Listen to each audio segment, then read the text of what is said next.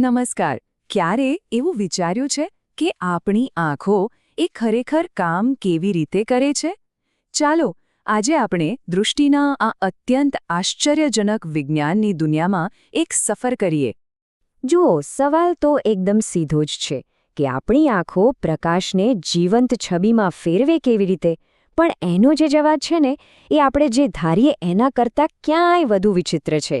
પ્રકાશનું એક નાનકડું કિરણ અને આપણા મગજમાં આખી રંગીન દુનિયા. આ પ્રક્રિયા કોઈ જાદુથી ઓછી નથી. ચાલો એને સમજીએ. આપણી આંખને એક રીતે જોવા જઈએ તો એ એક સુપર એડવાન્સ્ડ બાયોલોજિકલ કેમેરા જેવી જ છે. પણ અહીં મજાની વાત એ છે કે એની ફિલ્મ કોઈ પ્લાસ્ટિકની પટ્ટી નથી. ના, એ તો લાખો જીવંત કોષોથી બનેલી છે. એવા કોષો જે સતત કામ કરે છે અને પોતાની જાતે જ સમારકામ પણ કરી લે છે. તો પછી આ આખી જાદુઈ પ્રક્રિયા શરૂ ક્યાંથી થાય છે? એની શરૂઆત થાય છે આપણી આંખના પાછળના ભાગમાં આવેલા કરોડો નાના નાના એન્જિન્સથી. વૈજ્ઞાનિક ભાષામાં એને કહેવાય છે ફોટોરિસેપ્ટર્સ. ચાલ, આ એન્જિન્સને જરા નજીકથી જોઈએ. આ નંબર જુઓ, 12,60,00,000. આ કોઈ નાનો સૂનો આંકડો નથી. આ છે આપણી એક આંખના રેટિનામાં રહેલા પ્રકાશને પકડનારા ફોટોરિસેપ્ટર કોષોની સંખ્યા. હા, લગભગ 12.5 કરોડ. અને આ દરેક કોષ એકદમ નાનકડા હાઈટેક લાઇટ ડિટેક્ટર જેવું કામ કરે છે. તો આ જે કરોડો કોષો છે ને, એ મુખ્યત્વે 2 ટીમમાં વહેંચાયેલા છે. એક ટીમનું નામ છે રોડ્સ અને બીજી ટીમનું નામ છે કોન્સ. અને આ બંને ટીમનું કામ એક જ છે: પ્રકાશના નાનામાં નાના કણને પકડવો અને તેને એવા ઇલેક્ટ્રિકલ સિગ્નલમાં ફેરવી દેવો જે આપણો મગજ સમજી શકે. હવે આ રોડ્સ અને કોન્સની ભૂમિકાઓ જમીન આસમાન જેટલી અલગ છે. જુઓ, આપણી પાસે લગભગ 12 કરોડ રોડ્સ છે. આ આપણને રાત્રે કે ઓછા પ્રકાશમાં જોવા માટે મદદ કરે છે. એમ કહો ને કે આપણું નાઇટ વિઝન, પણ એ બધું બ્લેક એન્ડ વ્હાઇટમાં દેખાડે. બીજી બાજુ છે લગભગ 60 લાખ કોન્સ. આ છે આપણા હાઈ ડેફિનેશન કલર સ્પેશિયાલિસ્ટ, જે આપણને દિવસના અજવાળામાં બધી જ વસ્તુઓ સ્પષ્ટ અને રંગીન બતાવે છે. ચાલો, હવે વાતનો સૌથી રસપ્રદ ભાગ આવે છે. સામાન્ય રીતે આપણને શું લાગે કે ભાઈ, પ્રકાશ આવે એટલે કોષ ચાલુ થતો હશે, બરાબર ને? પણ વાસ્તવિકતા આનાથી તદ્દન ઊંધી છે. દૃષ્ટિની પ્રક્રિયામાં પ્રકાશ કોઈ વસ્તુને બંધ કરીને સિગ્નલ ચાલુ કરે છે.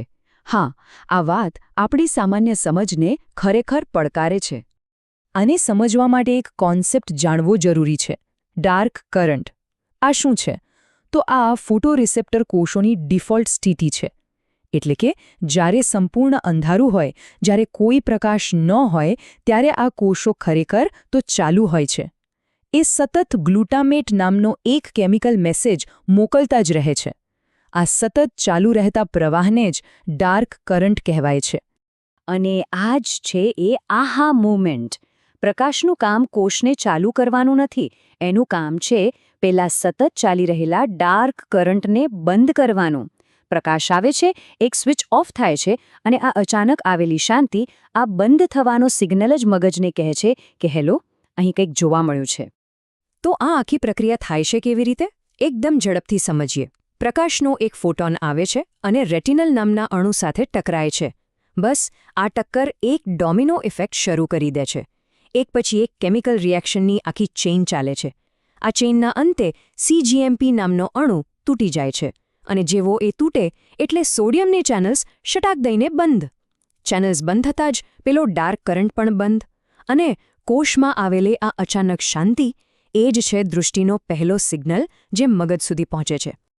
આપણે જોયું કે આ સિસ્ટમ કેટલી જટિલ અને નાજુક છે. કરોડો કોષો એકસાથે તાલમેલથી કામ કરે છે. પણ જ્યારે આટલી જટિલ સિસ્ટમ હોય ત્યારે તેમાં કંઈક ગડબડ થવાની શક્યતા પણ રહે છે. અને જ્યારે આંખના આ પ્લમ્બિંગમાં કોઈ સમસ્યા આવે ત્યારે એક શાંત ખતરો ઊભો થાય છે, જેનું નામ છે ગ્લુકોમા. સરળ ભાષામાં કહીએ તો ગ્લુકોમા એક એવો રોગ છે જે આપણી ઓપ્ટિક નર્વને નુકસાન પહોંચાડે છે. આ ઓપ્ટિક નર્વ એટલે શું? એ આંખ અને મગજને જોડતી મુખ્ય ડેટા કેબલ છે. ગ્લુકોમામાં મોટાભાગે આંખમાં રહેલા પ્રવાહીનું દબાણ વધી જાય છે. અને આ વધેલું દબાણ પેલી ડેટા કેબલને ધીમે ધીમે નુકસાન પહોંચાડવાનું શરૂ કરી દે છે. અને આ જ સંદર્ભમાં ડૉક્ટર આઈ. પોલ સિંગની આ વાત ખૂબ જ મહત્વની છે. તેઓ કહે છે કે હવે સારવારની ફિલોસોફી બદલાઈ ગઈ છે. પહેલાં કેવું હતું કે ડોક્ટરો સમસ્યા ગંભીર બને ત્યાં સુધી રાહ જોતા. પણ હવે એવું નથી. હવેનો અભિગમ ઇન્ટરવેન્શનલ છે, એટલે કે વહેલી તકે વધુ આક્રમક રીતે આંખનું દબાણ ઘટાડવું, પણ સાથે એ પણ ધ્યાન રાખવું કે દર્દીના જીવનની ગુણવત્તા જળવાઈ રહે. આ એક મોટો બદલાવ છે. પણ સારા સમાચાર એ છે કે આપણે આ લડાઈમાં એકલા નથી. ટેકનોલોજી અને વિજ્ઞાન સતત આપણી સાથે છે, અને હવે ડોક્ટરો અને દર્દીઓ માટે એક આખું નવું ટૂલકિટ તૈયાર થઈ રહ્યું છે. ગ્લુકોમાની સારવારનું ભવિષ્ય ખરેખર ખૂબ જ આશાસ્પદ લાગે છે. સૌથી પહેલાં વાત કરીએ આઈ ડ્રોપ્સની. હવેના આઈ ડ્રોપ્સ વધુ સ્માર્ટ અને ટાર્ગેટેડ બની રહ્યા છે. NCX 470 જેવી દવાઓ આંખમાંથી પ્રવાહીના નિકાલને સુધારવા માટે નાઇટ્રિક ઓક્સાઇડનો ઉપયોગ કરે છે. QLS 111 જેવી દવાઓ ચોક્કસ નસોના દબાણને ઘટાડે છે. અને સૌથી રસપ્રદ BL 1107 જેવી દવાઓ તો હવે માત્ર દબાણ ઘટાડવા પર જ નહીં, પણ સીધા ઓપ્ટિક નર્વને બચાવવા એટલે કે ન્યુરોપ્રોટેક્શન પર ધ્યાન કેન્દ્રિત કરી રહી છે. અને ચાલો એ વાત સ્વીકારીએ, દરરોજ આંખમાં ટીપા નાખવાનો કંટાળો તો આવે જ, તો આ સમસ્યાનો પણ ઉકેલ આવી રહ્યો છે. હવે સ્માર્ટ ડ્રગ ડિલિવરી સિસ્ટમ્સ પર કામ થઈ રહ્યું છે. વિચારો, આઈડોઝ TRX જેવા નાના ઇમ્પ્લાન્ટ્સ જે આંખમાં મૂકી દેવાય અને મહિનાઓ સુધી ધીમે ધીમે દવા છોડતા રહે, અથવા તો એવા મેડિકેટેડ કોન્ટેક્ટ લેન્સ જે પહેરી રાખો અને સારવાર ચાલુ રહે.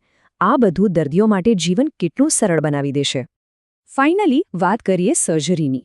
અહીં પણ એક ક્રાંતિ આવી રહી છે, જેને કહેવાય છે MIGS, એટલે કે મિનિમલી ઇન્વેઝિવ ગ્લુકોમા સર્જરી.